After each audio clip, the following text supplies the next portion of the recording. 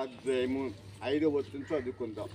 ఇండ్లు కట్టించుకుని వాటిలో నివాసం ఉంచడి, తోటలను నాటి ఫలంను అనిపించడి, పిండాడు చేసుకుని కుమారులను కుమార్తెలను కనుడి. అక్కడ ఏమియో మీకు తక్కువ లేకుండా అభివృద్ధి పొందుటకై వారి కుమారులను కుమార్తెలను కన్నట్లు మీ కుమారులకు పెళ్లి చేయడు, మీ కుమార్తెలను పురుషులను సంపాదించడు.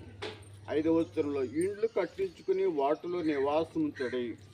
అలాగే 11వ వచనం చదువుకుంటే, నేను మిమ్మల్ని కూర్చి ఉద్దేశించిన సంగతులను నేను ఎరుగుదును, రాబో కాలమందు మీకు నిరీక్షణ కలుగునట్లుగా అవి సమాధానకరమైన ఉద్దేశంలే కానీ హానికరమైనవి కావు. ఇదే యెహోవా వాక్కు. ఈ చదవబడిన వాక్య భాగంలో పరిశుద్ధుడైన దేవుడు మనకిచ్చిన గొప్ప వాగ్దానం ఏంటంటే, ఇశ్రాయేలు జనాంగము బబులోను దేశంలో బానిస బంధకాలలో ఉంచిన వారిని విడిపించిన తర్వాత దేవుడు వారిని ఈ విధంగా ఆశీర్వదిస్తూ ఉన్నాడు. ఏమనంటే, మీరు ఇండ్లు కట్టుకొని వాటిలో నివాసం ఉండండి, మీరు మీ యొక్క వ్యవసాయంలో ఫలభరితమైన జీవితాన్ని, ఆస్వాదికరమైన జీవితాన్ని మీరు కలిగి ఉండండి, మీ కుమారులకు వివాహం చేయండి అంటూ కుటుంబ వ్యవస్థ ఆస్వాదికరంగా ఉండడానికి, కుటుంబం అభివృద్ధి పరచబడడానికి, ఆస్వాదికరంగా ఉండడానికి దేవుడు ఏర్పరచుకుని గొప్ప వాగ్దానం. 11వ వచనం చదువుకుని, నేను మిమ్మల్ని కూర్చి ఉద్దేశం సంగతిని నెరుగుదును, రాబోబంది మీకు నిరీక్షణ కలుగుటకు అవి సమాధానకరమైన ఉద్దేశమే కానీ హానికరమైన కావు అన్నాడు. సమాధానకరమైన ఉద్దేశము రాబోయే దినాల్లో ఈరోజు శంకుస్థాపన చేశాము, అలాగే వివాహం చేశాము. వివాహము అలాగే గృహ నిర్మాణము రెండు కూడా ఒకే విధానంగా మనం చూడగలుగుతున్నాం.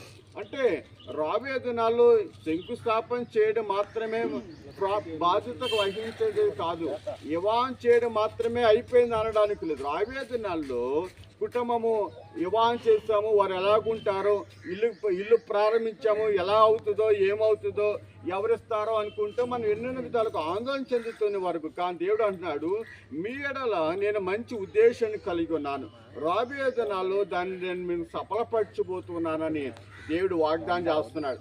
ఆ విధంగానే ఆది కాండంలో మనం జ్ఞాపకం చూసుకున్నాం. ఆది యందు దేవుడు సమస్తమును తన ప్రణాళిక చెప్పిన ఆయన నోటి మాట బట్టి కలుగును గాక అని సమస్తాన్ని కలుగు చేస్తున్న వాడు కూడా. భూమి నిరాకారంగా శూన్యంగా ఉండగా కేవలం ఆయన నోటి మాటను బట్టి ఈ సమస్త సృష్టిని అంతటిని కలుగు చేస్తాడు. కనుక ఈరోజు ఈ స్థలములో నిరాకారంగా ఉన్న ఈ స్థలము రాబోయే దినాల్లో చక్కటి గృహ నిర్మాణాన్ని కలిగినడానికే పరిశుద్ధాత్మ దేవుడు మీ యందు మంచి ఉద్దేశాన్ని కలిగిన వాడుకున్నాడు. కనుక 7వ వచనం చూడండి, 20 గ్రంథం 29